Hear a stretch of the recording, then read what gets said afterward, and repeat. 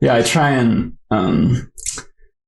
I'd say when I was maybe a year or two ago, I was working with an instructor, local instructor, and she noticed that I would start repeating myself sometimes if I kind of almost zone out in a way, and I just like put in a lot of repeating brushwork. So that, or even just using the same size brush and repeating the same stroke multiple times. And that was kind of throwing off it just felt like it was being repeated too much. Because it's nice to have some repetition in brushwork, but when you start overdoing it, it can really cause issues with your eye kind of picks up all these patterns of repeating brushwork. So I've worked over time to try and add some abstract brushwork and just kind of not uncontrolled, but a little looser, just kind of working things in, especially in areas that, like, for example, this peach, I was more controlled with it because it was a very deliberate shape I was putting in. But when you're dealing with larger masses, you can almost just try and vary your brushwork and put in some interesting lines and kind of move it around and just try and be more organic with it, because it's not as important. Like down here, you can do things like that, and in the end result, it will be fine because that's just a larger area that you're kind of breaking up into different brush strokes and trying to make them a little more unique and abstract in a way. Because I think there's a time and place for being very, very controlled and making sure it's correct, and everything you place down is really deliberate. But it's also fun to just kind of loosen up in your brushwork in larger areas that are less important.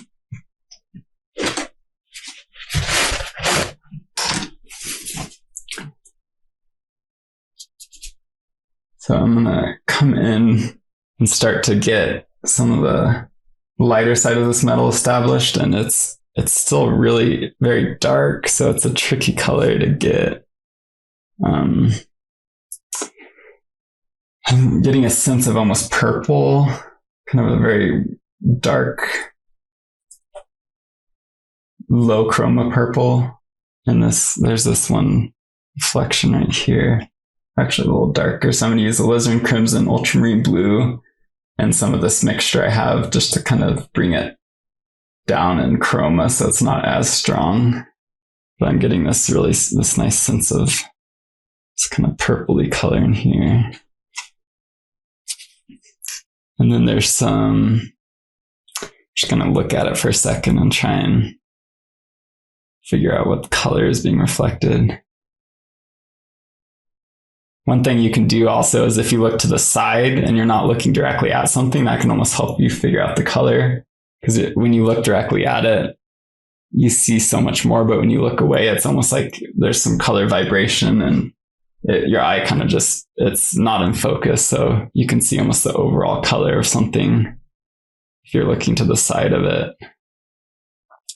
So there's almost like this orangey purple. It's a tricky color to describe, but it's still relatively dark. I'm going to mix in some alizarin crimson into some orange color and try and it's too strong. So see if that's close. It's actually hard to say. Just kind of keep adjusting that. It's definitely, now that I think about it, it's more on the cool side of purple. Maybe this is closer because it's reflecting a lot of the tablecloth, which is cooler.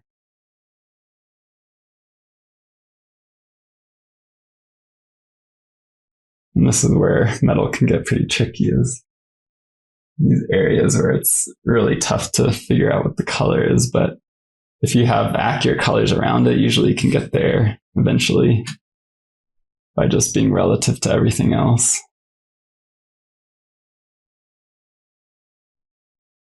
And there's no magic trick or formula to get this. It's just really careful observation and making sure things around it are accurate so you can base the color and value off of what's around it, because everything is relative.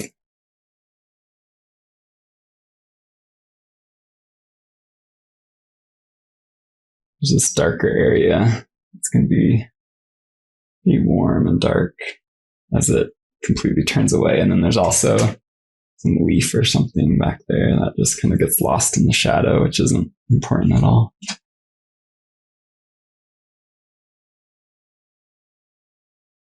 And it's reflecting some of the peach color over here, but it's still pretty low value, even though it's brighter in color, or it's a more intense color, but it's still low value. Something like that.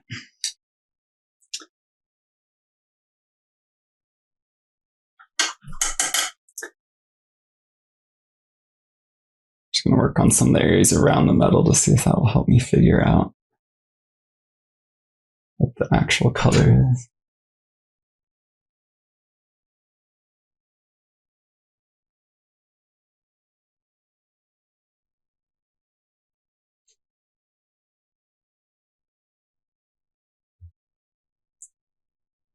So back there, I see you have a little bit of kind of purplish color. Yeah, I just kind of mixed into some of that color I had in the metal, because it's, I'm getting a sense of kind of that bluish purple color, but it's nice to sometimes repeat color in multiple areas, so it has that, it kind of connects areas. Just adds more harmony to it. Yeah, especially with that purple, yellow, orange. It has that really nice harmony. Complementary. So I think I'm at a stage where I can kind of start scraping and doing some fun things with the edges, because I like to kind of build things up and then bring things back by scraping, and then it's kind of a push and pull, and that helps me get some really unique edges and interesting brushwork as I kind of scrape things together and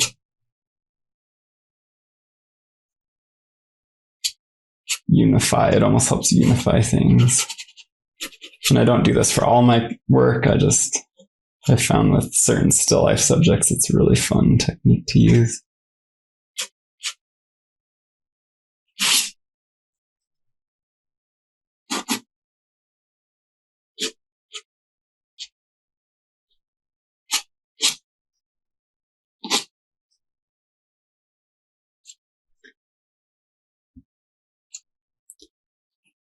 And I usually try and do this relatively early on, so then I can come back over with the finishing brushwork.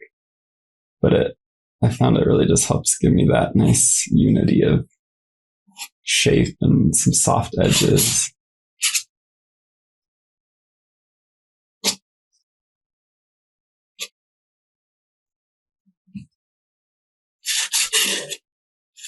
So yeah, that just softens a lot of some of the harsher edges. Especially on peaches, it can be tricky because you think it would have a really sharp edge, but especially because of that fuzz on the peach skin, it softens it even more than, say, an apple or orange, where it's a harder edge. So it's sometimes can be tricky to get that nice soft look of that peach. So techniques like this can help get closer to that. Now I'm just going to get the highlight in on this metal, and it's towards yellow-orange, and that's more because of the metal itself than the light source.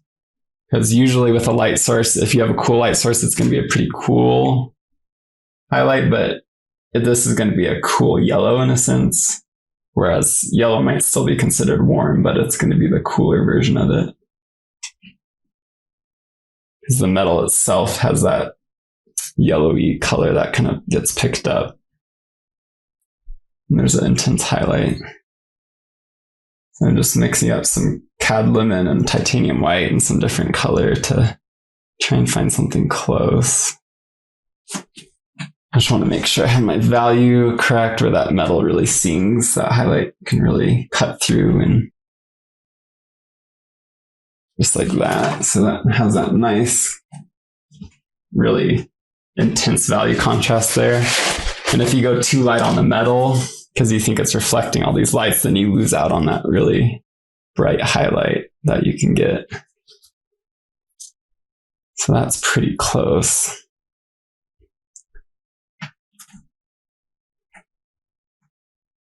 I get a sense of maybe just a little bit more of like an orangey purple, something as it fades into the metal. I'm going to get that in there.